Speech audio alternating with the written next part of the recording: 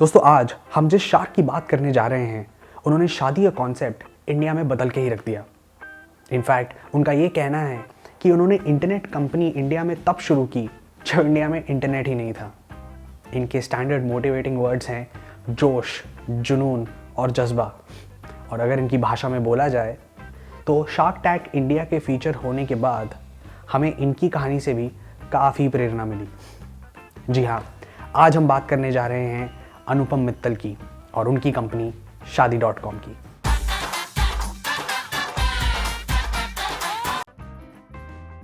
दोस्तों मिस्टर अनुपम मित्तल के फादर राजस्थान से थे और उन्होंने अपने फादर को 13 साल की उम्र में ही खो दिया। एट द एज ऑफ 13 उन्होंने अपने पिताजी की टेक्सटाइल मैन्युफैक्चरिंग फैक्ट्री संभाली और धीरे धीरे कामयाबी हासिल की और कुछ साल बाद मुंबई मूव हो गए।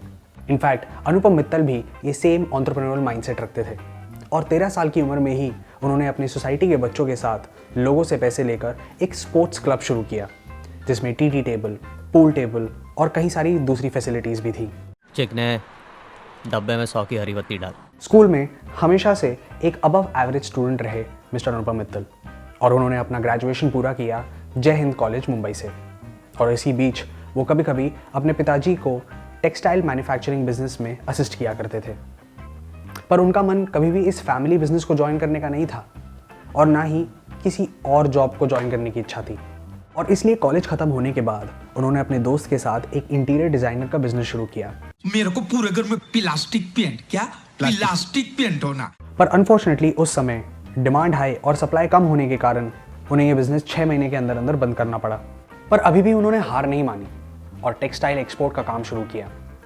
यह बिजनेस पिकअप होते होते रह गया क्योंकि ये इंडिया में एक अनऑर्गेनाइज सेक्टर था। उनको ऑर्डर मिला क्लॉथ कवर्स बनाने का जो कि एक एनवायरमेंटल फ्रेंडली कैटेगरी में आता था, पर उनके सप्लायर्स ने इस काम को टाइम पे शुरू नहीं किया और बिजनेस फिर से बंद हो गया। अनुपम ने अक्सर यही कहा है कि जब आप जवान होते हो तब आप खुद अपने अंदर झांक के नहीं देखते और हमेशा दूसरी चीज़ों को ब्लेम करते हो। और जब उनका टेक्सटाइल बिजनेस बैठा तब उनको ये लगा कि ये देश ही गलत है, मार्केट ही गलत है। तो उन्होंने इसी बिजनेस को यूरोप के मार्केट में ट्राई करने का सोचा, पर वहां पे भी ये बिजनेस नहीं चला। पर फिर से यही माइंडसेट कि ये देश ही गलत है, ये मार्केट ही गलत है। पर अब यूरोप में ज़्यादा दिन रहने के लिए, सर्वाइव करने के लिए उनके पास ज़्यादा पैसे नहीं बचे थे, तो उन्हें घर वापस लौटना ही पड़ा। तुमको क्या लगता है हमारा लाइफ में कुछ होगा कि नहीं? ऐसे में अनुपम की मदर बिल्कुल खुश नहीं थी और फादर फिर भी थोड़े बहुत सपोर्टिव थे, तो उन्होंने आखिरी बार इस बिजनेस को यूएस मार्केट में ट्राई करने का सोचा, पर वहां पे भी सफलता हासिल नहीं हुई। पर यूएस जाना अनुपम के लिए एक बहुत ही गेम चेंजिंग मूव था। वो वहां के कल्चर, एथिक्स, फोकस, इंटेग्रिटी हर चीज़ से बहुत ज़्यादा प्रभावित थे। इनफैक्ट जब ये बिजनेस डूबा तो वो वापस ही नहीं आना चाहते थे। इसलिए उन्होंने डिसाइड किया कि वो अब बिजनेस नहीं बल्कि हायर स्टडीज़ करेंगे और वो भी यूएस में। तुम अपना एमबीए यहाँ क्यों नहीं कर लेते हो? यहाँ बहुत सी यूनिवर्सिटीज हैं। अनुपम वापस आना ही नहीं चाहते थे, उन्हें मानो वहाँ बहुत ज़्यादा अच्छा लग रहा था।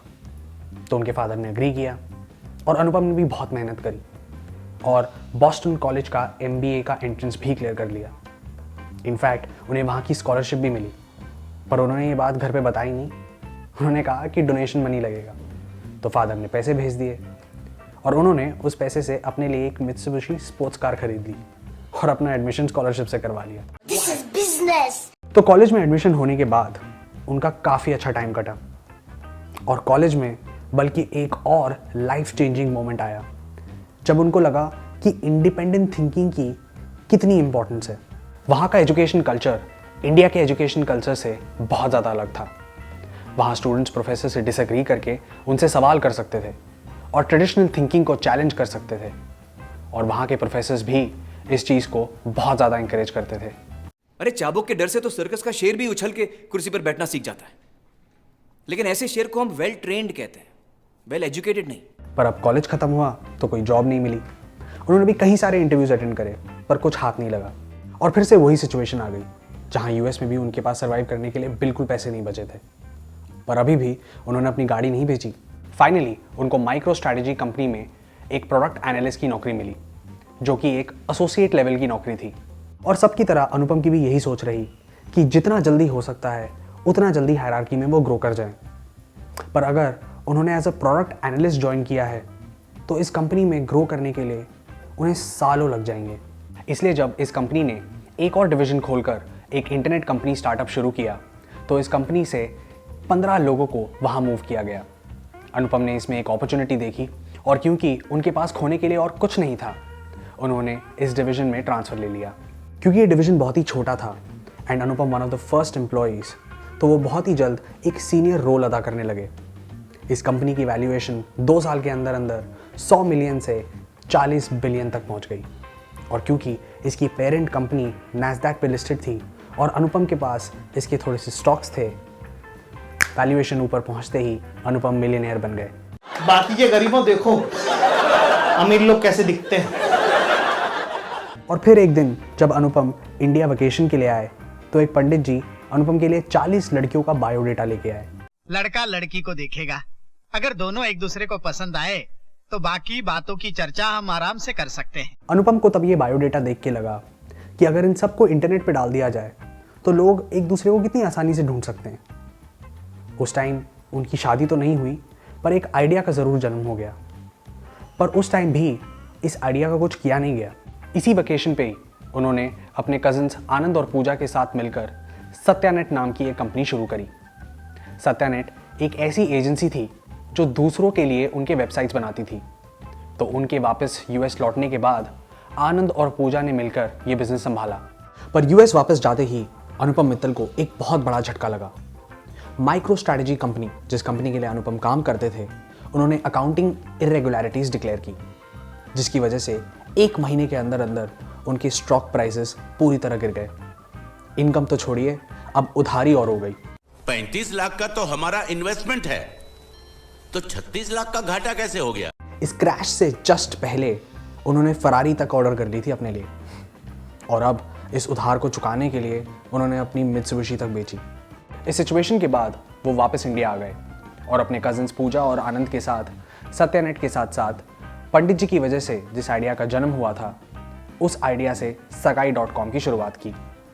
पहले उन्हें इस पे काफ़ी NRI ट्रैफिक आने लगा तो उन्होंने इसका ऑफिस US और यूरोप में खोलने का सोचा, पर धीरे धीरे अब उनका इंडियन कंज्यूमर ट्रैफिक भी बढ़ने लगा था।